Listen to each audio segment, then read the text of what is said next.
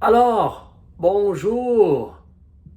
Nous voilà de retour pour la troisième leçon concernant la réalité de la justification devant le Seigneur Dieu, notre Créateur.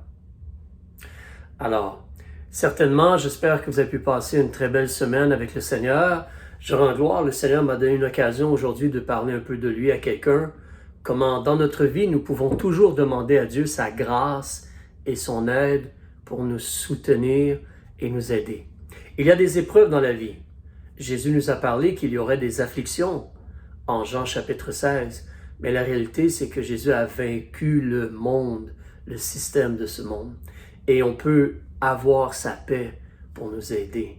Merci au Seigneur. On va demander au Seigneur justement son aide maintenant pour regarder les bonnes paroles de Dieu. Merci Père pour ta parole qu'on peut avoir entre nos mains. Merci pour ton esprit qui habite en nous après que nous soyons nés de nouveau. Dès que nous sommes nés de nouveau, ton esprit vient habiter en nous. Aide-nous, Père, maintenant, aide-moi par ton esprit pour bien enseigner, pour aider les gens, pour édifier les gens.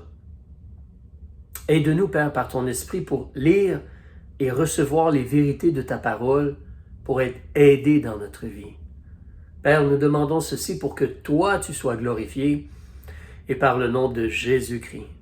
Aide tous ceux et celles qui écoutent présentement, les frères et les sœurs en Afrique, pour vraiment être nourris et que leur foi soit édifiée. Aide-nous, Père, par le nom de Jésus-Christ. Amen. Amen. Alors, nous avons parlé de la puissance de Dieu pour notre salut, c'est le message de l'Évangile. C'est la vérité de l'Évangile. On a parlé aussi de la réalité que Dieu justifie par la foi, sans les œuvres de la loi. Dieu justifie par la foi dans le sang versé de Jésus-Christ. Et maintenant, on va regarder concernant un homme de Dieu, M. Abraham, comment Abraham a-t-il été justifié? C'était un homme de foi, Abraham. C'est un homme qui a espéré en Dieu. Son histoire se trouve dans le livre de Genèse, si tu n'as jamais lu, à partir du chapitre 12, approximativement, jusqu'au chapitre environ 25, je pense, et de mémoire. Mais c'est un homme de foi qui a espéré en Dieu, et à travers lui, on a la nation israélite. Israël. Alors, comment Abraham a-t-il été justifié? Et n'oublie pas, en réalité, ce qu'on se pose comme question, ou ce dont nous discutons dans cette étude, c'est, nous parlons d'être déclaré juste devant Dieu, ou reconnu comme juste par Dieu, et comme pouvant être reçu par Dieu et aller dans sa maison dans le ciel. On parle de cela. Romains chapitre 4, c'est là où nous sommes. Si tu veux prendre ta Bible, s'il te plaît, et venir avec moi un petit instant. Romains chapitre 4, s'il te plaît, donc, premier verset. On nous parle donc de M. Abraham. Et on nous dit, quel avantage dirons-nous donc qu'Abraham, notre père, a obtenu selon la chair? Physiquement, est-ce qu'Abraham a eu un avantage en tant que tel? Verset 2, car si Abraham a été justifié par les œuvres, il a sujet de se glorifier, mais non pas devant Dieu. Si ce sont les œuvres qu'Abraham a faites qui le justifient, là, il peut s'enorgueillir devant Dieu, il peut s'enorgueillir devant les hommes, et penser qu'il a mérité quelque chose, mais en réalité, non. Abraham n'a pas eu cet avantage-là. Abraham n'a pas été justifié par ses actions, par ses œuvres, par sa fidélité. Ce n'est pas comme cela qu'Abraham a été justifié. Alors, comment a-t-il été justifié? Regarde encore au verset 3. Abraham n'a pas été justifié par les œuvres. Car, que dit l'Écriture? Abraham crut à Dieu et cela lui fut imputé à justice. Donc, concernant le fait que M. Abraham est devenu juste devant Dieu, ou pouvait avoir la vie éternelle, ou a reçu la vie éternelle, ou pouvait être reçu par Dieu pour aller dans la maison de Dieu, on te dit que il a cru à Dieu et cela lui a été imputé à justice. Donc, Abraham n'a pas eu d'avantage en tant que tel. Abraham n'a pas été justifié par les œuvres. En réalité, les Écritures, c'est-à-dire la Bible même, Le mot écriture veut dire les écrits de Dieu. La Bible, l'Ancien, 39 livres, le Nouveau, 27 livres. Donc, les Écritures nous disent qu'Abraham, il a choisi de croire Dieu, ce que Dieu disait, ce que Dieu offrait, et cela lui a été imputé à justice. Si tu as une Bible complète, recule avec moi dans le livre de Genèse au chapitre 15. Il est bon pour nous d'aller lire ce petit bout d'histoire dans la vie d'Abraham. Genèse chapitre 15, versets 1 à 6. Donc, dans ta Bible, le premier livre de la Bible, la page 16, s'il te plaît. On nous dit donc, page 16, Genèse 15 et verset 1. Après ces choses, la parole de l'Éternel fut adressée à Abraham dans une vision, en disant, « Ne crains point, Abraham, je suis ton bouclier et ta très grande récompense. » Et Abraham répondit, « Seigneur Éternel, que me donneras-tu? Je m'en vais sans enfant, et celui qui possédera ma maison est Eliezer de Damas. » Il nous semble comme son serviteur. Et Abraham dit, « Voici, tu ne m'as pas donné de postérité, et voilà qu'un serviteur né dans ma maison sera mon héritier. » Et voici la parole de l'Éternel lui fut adressée en disant, « Celui-ci ne sera point ton héritier, mais celui qui va sortir de tes entrailles sera ton héritier, Monsieur Isaac. » Puis, comme Dieu a mené dehors Abraham, il lui a dit, « Regarde vers le ciel et compte les étoiles, si tu peux les compter. » Et il lui dit, « Ainsi sera ta postérité. » Lorsque tu regardes les étoiles dans le ciel, il y a une quantité incalculable. Ça, c'est ta postérité, Abraham. Wow! Abraham a entendu cela et il avait un choix à prendre ou à faire. Il a choisi de croire ce que Dieu a dit. Il a choisi de croire les paroles, les promesses, la personne de Dieu.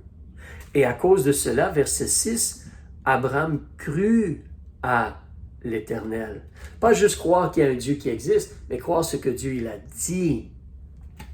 Abraham crut à l'Éternel qui lui imputa cela à justice.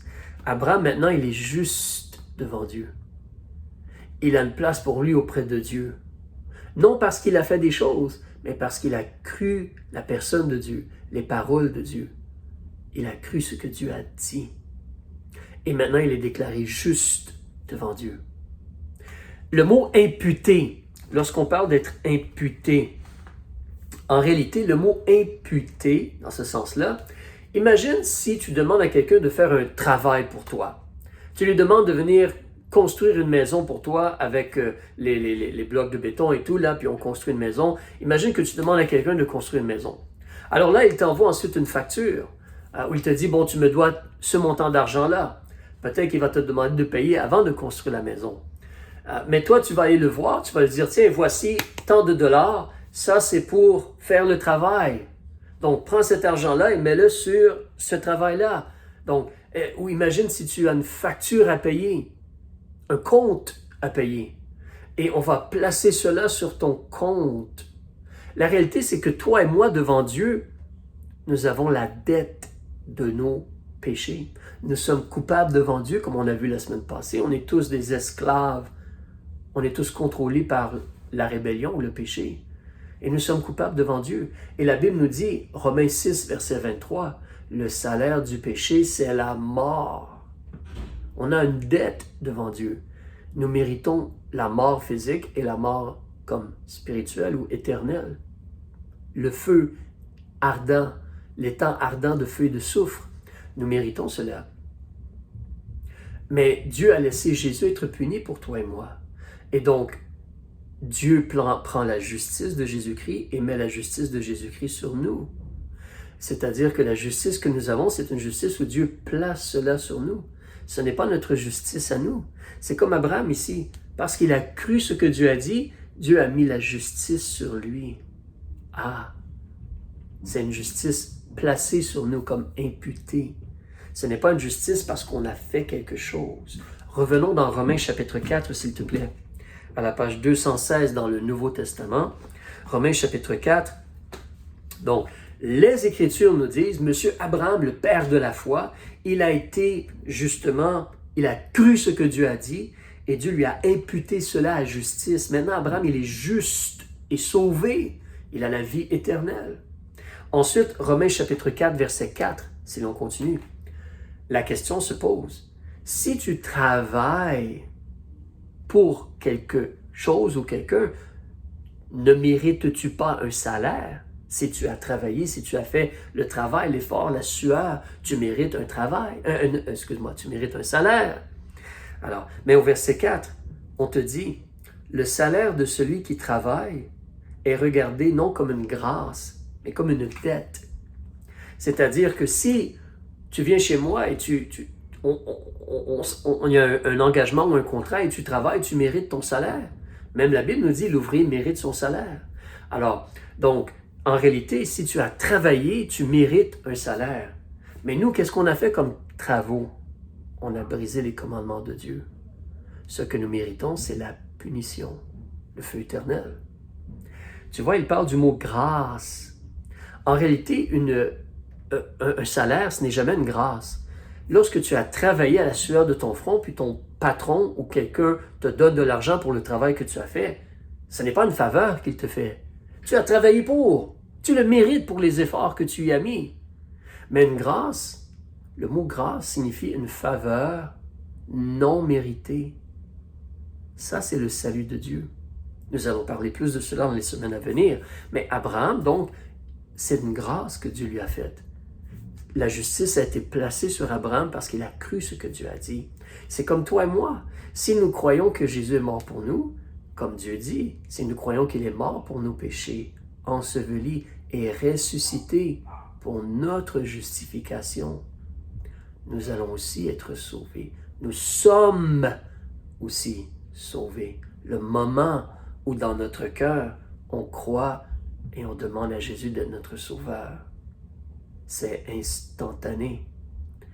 Alors, si je continue au chapitre 4, regarde au verset 5. Mais pour celui qui ne travaille point, mais qui croit en celui qui justifie le pécheur, sa foi lui est imputée à justice. Alors, nous ne pouvons pas travailler pour être sauvés. Mais si nous croyons en Dieu qui peut justifier le pécheur par le sang versé de Christ, parce qu'on a foi ou confiance dans le travail, le sacrifice que Jésus a fait, qui paie pour nos péchés, notre foi nous est imputée à justice. C'est pour ça qu'il n'y a personne qui mérite d'aller au ciel. Il n'y a personne qui mérite d'aller dans la maison de Dieu. En réalité, c'est une faveur que Dieu nous fait, une miséricorde. C'est une justice qu'on place sur nous parce qu'on a confiance dans le sang versé de Jésus. La religion ne va pas te sauver, ni les bonnes œuvres, ni être baptisé, ni donner de l'argent au pasteur. Mais si tu veux placer ta confiance dans les paroles de Dieu, le message de l'Évangile, la mort, l'ensevelissement et la résurrection de Jésus-Christ pour toi et pour moi, si tu places ta confiance en Jésus et son travail à la croix, Jésus te justifie et te sauve. Je continue au verset 6. Même lorsqu'on regarde un autre homme de foi, M. David, qu'est-ce que David nous dit? C'est ainsi que David exprime le bonheur de l'homme à qui Dieu impute la justice sans les œuvres.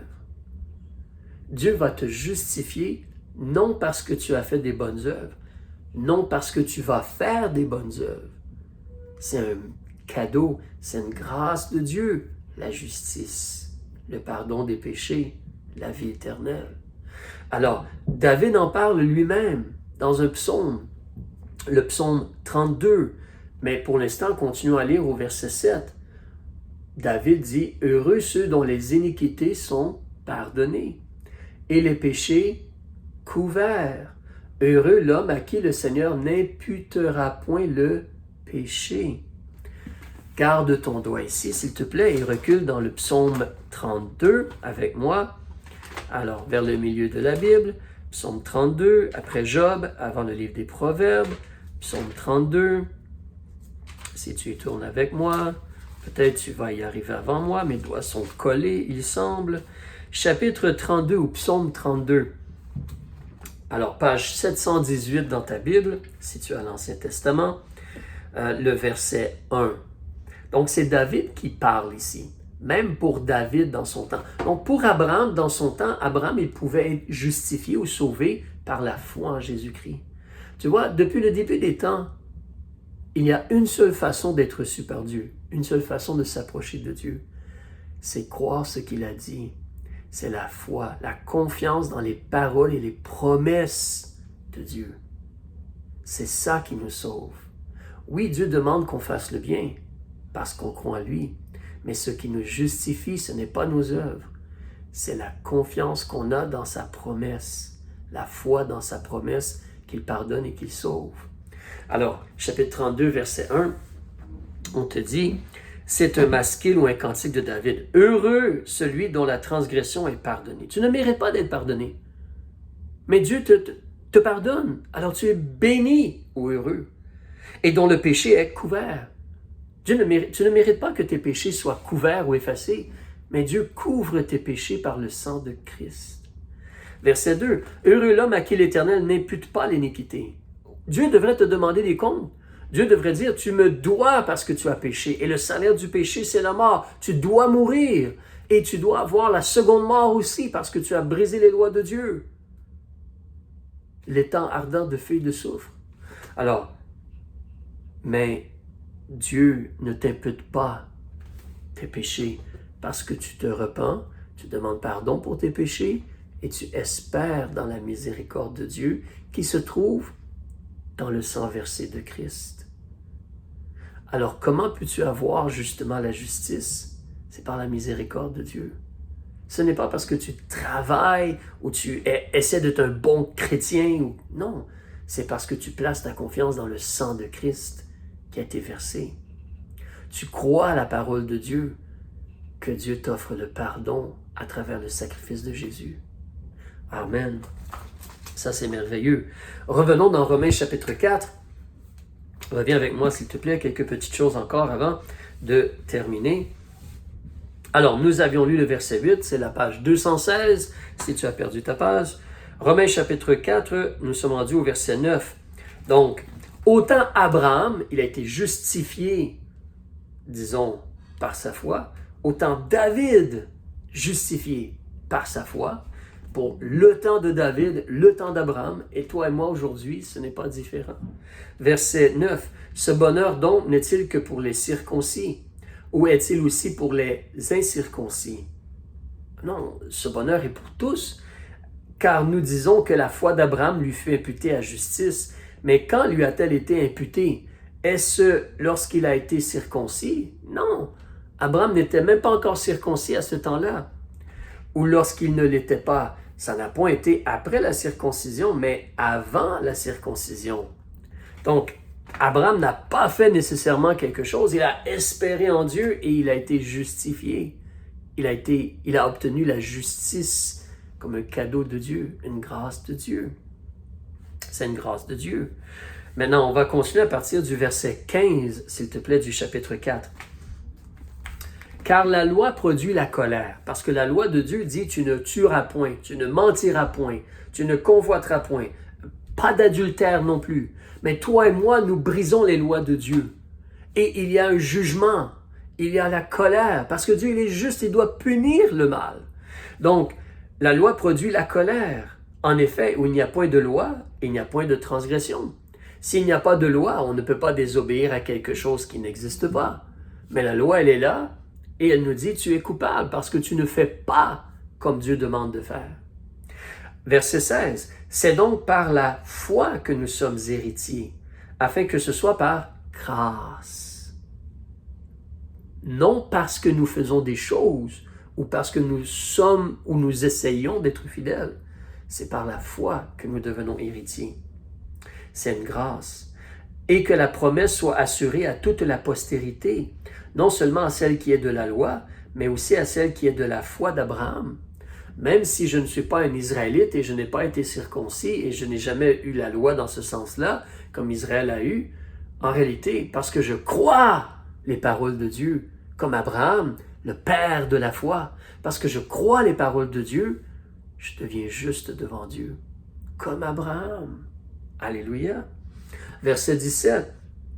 Lequel, selon qu'il est écrit, je t'ai établi pour être père de plusieurs nations. Abraham, c'est le père de la nation d'Israël, mais c'est aussi le père de tous ceux qui croient sans avoir la loi, comme toi et moi. Amen. Donc, lequel, selon qu'il est écrit, je t'ai établi pour être père de plusieurs nations, est notre père à tous devant Dieu, auquel il a cru. Parce qu'on croit. Abraham est comme le père de la foi, donc notre père dans ce sens-là. Alors, Abraham, il a cru en Dieu, auquel il a cru. Il a cru qu'il fait revivre les morts et appelle les choses qui ne sont pas comme si elles étaient. Abraham avait une grande foi que Dieu pouvait faire. Crois-tu que Dieu peut effacer tes péchés? Il a dit que par le sang de Jésus, il effaçait tes péchés. Donc Dieu ne voit plus tes péchés. Tu es pardonné. Alléluia! Tu es pardonné. Aime Dieu et sers-le avec joie et amour et simplicité par son aide, par l'aide de l'Esprit de Dieu qui habite en toi. Mais Dieu ne voit plus tes péchés à cause du sang de Christ. Alors, verset 18, « Espérant contre tout sujet d'espérer, il a cru qu'il deviendrait le père de plusieurs nations, selon ce qui avait été dit. Telle sera ta postérité. » Abraham a cru. Regarde au verset 20 avec moi. Abraham a eu ni doute ni défiance à l'égard de la promesse de Dieu. Dieu lui avait dit, « Regarde les étoiles, ça c'est ta postérité. Tu vas avoir un enfant. Ton héritier, ce n'est pas ton serviteur. Même si ta femme Sarah elle est stérile, tu vas avoir un enfant par lui. » Et Dieu n'a pas douté ou défié la promesse de Dieu. Il a été fortifié par la foi et il a donné gloire à Dieu, étant pleinement persuadé que ce que Dieu promet, il peut aussi l'accomplir. Wow. C'est pourquoi cela lui fait imputer justice. Il a vraiment cru que ce que Dieu disait, il pouvait le faire. Crois-tu vraiment que Jésus est mort pour toi? Crois-tu vraiment que Jésus a été enseveli pour toi? Crois-tu vraiment que Jésus est ressuscité pour toi et qu'il est le chemin pour aller vers le Père? Si tu crois cela, tu as la vie éternelle. Dieu a mis la justice sur toi. Tu es maintenant un enfant de Dieu. Tes péchés sont lavés, effacés. Dieu te déclare juste. Il a imputé la justice sur toi. Regarde au verset 23. Or, ce n'est pas seulement pour lui, comme Abraham, qu'il est écrit que cela lui fait imputer. Non, ce n'est pas seulement pour Abraham. Les écrits de Dieu, c'est pour toi et moi aussi. Verset 24. Mais c'est aussi pour nous, à qui cela sera aussi imputé. Pour nous qui croyons en celui qui a ressuscité des morts, Jésus, notre Seigneur, lequel a été livré pour nos offenses et qui est ressuscité pour notre justification. C'est pour toi et moi aussi cela. Tu es juste devant Dieu puisque tu as espéré dans le sang versé de Christ, dans sa mort, livré pour nos offenses, ressuscité pour notre justification. Si tu n'as pas encore espéré dans le sang versé de Christ, n'attends pas, fais-le maintenant. Je t'encourage. C'est ton choix à toi, c'est ta responsabilité.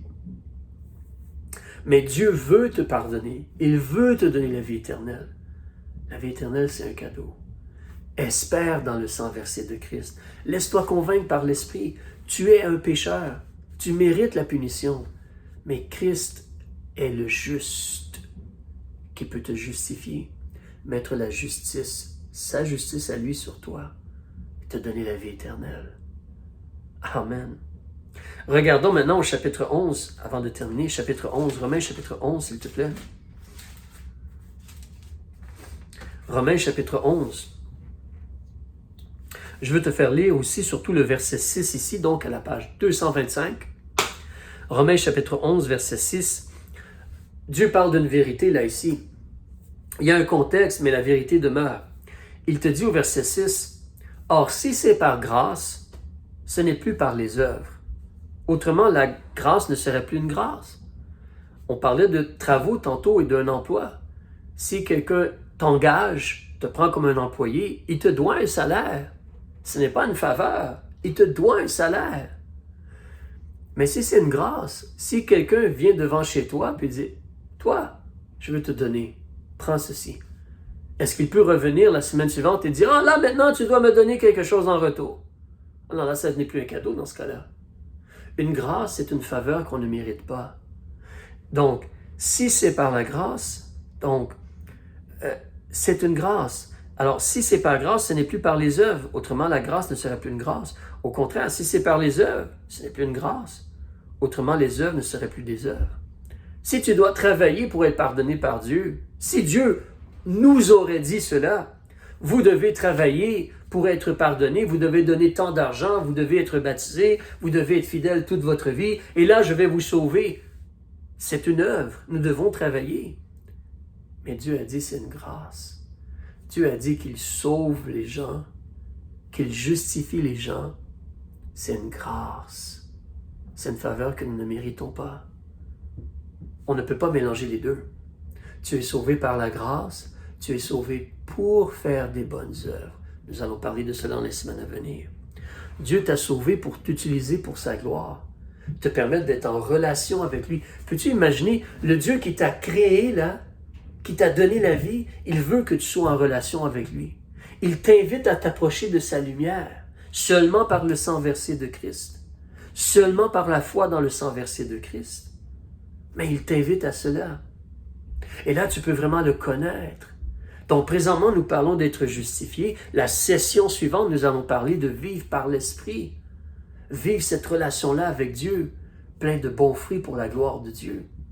Mais la réalité, c'est que tu es justifié par la grâce de Dieu. C'est une justice placée sur toi. C'est la justice de Jésus-Christ. Abraham, c'était comme cela. David, c'était comme cela. Attention, il y a des gens qui pensent que quand David parlait, c'était comme prophétique. C'est plus que cela. Quand David a parlé, c'était pour lui dans son temps. Le temps nous manque, mais tu peux aller relire Psaume 32. C'était pour lui dans son temps. C'est pour nous dans notre temps aussi. La réalité, c'est que depuis le début de l'homme, même les enfants d'Adam et Ève, Abel et Caïn, Abel a été sauvé par la foi. C'est toujours comme cela. Tu crois les paroles de Dieu, tu crois le sacrifice sanglant de Jésus-Christ. Eux, ils attendaient Jésus qui était pour mourir. Nous, on sait que Jésus est mort. Mais c'est le sang versé qui couvre tes péchés. Abraham a cru les promesses de Dieu.